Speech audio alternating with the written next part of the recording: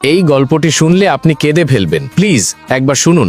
আকাশ এবং প্রিয়ার বিয়ের 10 বছর হয়েছে, তবুও দুজন একে অপরকে ছাড়া এক মুহূর্ত থাকতে পারে না। প্রত্যেক রাতে ঘুমানোর আগে আকাশ প্রিয়ার চুলে হাত বুলিয়ে বলতো, তুমি আছো তাই সব ঠিক আছে। এক সন্ধ্যায় আকাশ গাড়িতে করে অফিস থেকে বাড়ি ফিরছিল, তখনই প্রিয়ার ফোন আসে। প্রিয়া হেসে বলল, যদি কাল আমার জায়গায় অন্য কেউ থাকে তাহলে কি তুমি এভাবেই হাসবে?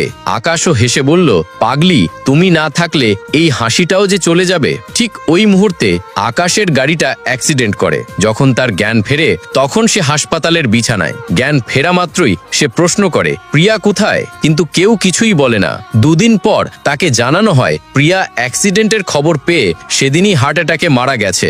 এই কথা শুনে আকাশ একেবারে ভেঙে পড়ে, একদম চুপ হয়ে যায়। কয়েক মাস পর আলমারির এক কোণে সে প্রিয়ার একটি পুরনো মোবাইল খুঁজে পায়। তাতে একটি ভয়েস মেসেজ ছিল।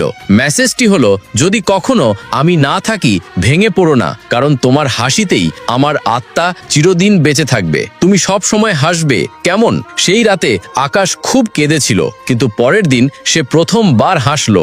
সেই হাসিটা ছিল শুধু তার প্রিয়ার জন্য।